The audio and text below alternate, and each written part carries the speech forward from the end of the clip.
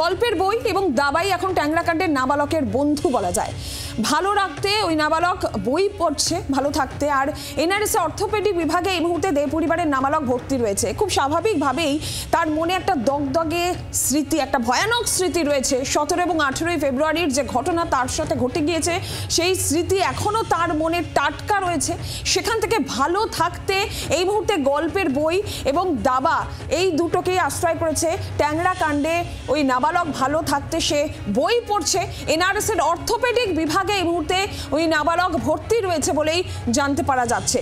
যে স্মৃতি তার মনে রয়েছে 17 এবং 18 ফেব্রুয়ারি, যে স্মৃতি তার মনে রয়েছে তার পরিবারের একেবারে তার নিজের লোকের মৃত্যু, এবং তার জন্য অভিযোগও তার নিজের লোকের দিকেই রয়েছে। তার বাবা, তার কাকা, তাদের দিকে যেখানে অভিযোগ রয়েছে তাকে পর্যন্ত মারার চেষ্টা করা হয়েছে।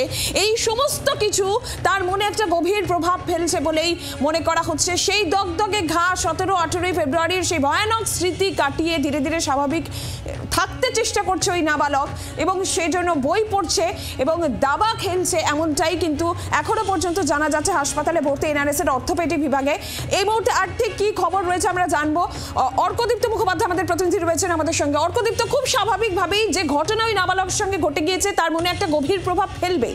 এই মুহূর্তে চিকিৎসকেরা কি বলছেন, কেমন আছেন নাবালক বিশেষ করে মানসিকভাবে? দেখো, কি ঘটনা ঘটেছে ফেব্রুয়ারি 17 এবং 18 তারিখ, তার স্মৃতি কিন্তু এখনো দগদগে, মনে এখনো দগদগে ঘাই নাবালকের খুব স্বাভাবিকভাবে। এবং এনআরএস হাসপাতালের অর্থোপেডিক বিভাগে এই মুহূর্তে চিকিৎসাধীন রয়েছে এই পরিবারের এই নাবালক। তবে দেখো, যেহেতু তার উপর দিয়ে তার যে ট্রমা রয়েছে, তার উপর যে মনের যে চাপ পড়েছে, সেটা কাটানোর চেষ্টা করা হচ্ছে। যেমন জানানো যাচ্ছে যে সূত্র মারফত যে খবর আমরা পাচ্ছি, যে শিশু সুরক্ষা কমিশনের তরফে রাজ্য স্বাস্থ্য দপ্তরের কাছে আবেদন করা হয়েছে যে নাবালকের যাতে কাউন্সিলিং করা হয়। এই মুহূর্তে আমাদের সঙ্গে টেলিফোন লাইনে মনোরোগ বিশেষজ্ঞ ডক্টর সুবীর হাজরা চৌধুরী রয়েছেন। ডক্টর হাজরা চৌধুরী, এই যে ট্যাংরার যে নাবালক সে হাসপাতালে ভর্তি, খুব স্বাভাবিকভাবেই তার মনে একটা গভীর প্রভাব ফেলেছে যে ঘটনা তার সাথে ঘটে গিয়েছে। স্বাভাবিক থাকতে, মানসিকভাবে বা স্বাভাবিক জীবনে ফিরতে এই মুহূর্তে কি করণীয় তার জন্য? প্রথম কথা, কাউন্সেলিং ব্যাপারটা একটা ক্লায়েন্ট সেন্টার সাইকোথেরাপি বলে, এটা যে কাজ করে কি করে না সে ব্যাপারে কোনো রকম কেউ জানে না।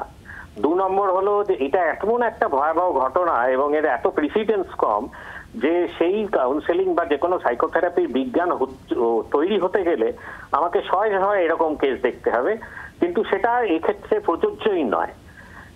তবে একটা ব্যাপারে কোনো সন্দেহ নেই যে এই রকম ভয়াবহ অবস্থায় একটি বাচ্চা, সে তার পুরনো সামাজিক জীবন বা সামাজিক যে সাপোর্ট সিস্টেম, যারা তার পাশে থাকতো, দাদু, দিদিমা, মাসি, পিসি, মামা ইত্যাদি, তাদের কাছেই বেশি কথা বলতে পারবে তারাই। তার কারণ যে কোনো লোক জানেন যে একটা ক্রাইসিসে আত্মীয় স্বজনই পাশে থাকে।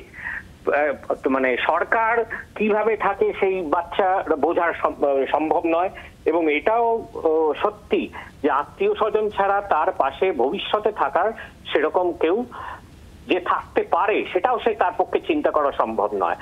এমনকি অন্য কেউ অ্যাডপ্ট করতে পারে, তার থেকে আত্মীয় স্বজনের কাছে থাকাটা অনেক বড়।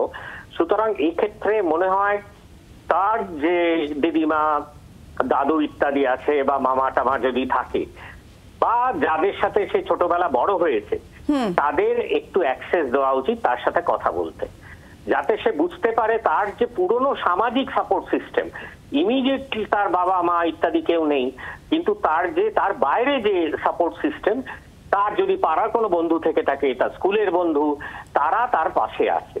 এই দাবা খেলে বা গান গেয়ে বা সিনথেসাইজার বাজিয়ে যে উন্নতি হবে সেরকম কোথাও লেখা আছে বলে আমার জানা নেই। অর্থাৎ নিজের লোকের একটা সান্নিধ্য এই মুহূর্তে তার প্রয়োজন। অবশ্যই তার নিজের লোকের সান্নিধ্য। অনেক ধন্যবাদ আপনাকে ডক্টর সুবীর হাজরা চৌধুরী, মনোরোগ বিশেষজ্ঞ, আমাদের সঙ্গে টেলিফোন লাইনে ছিলেন।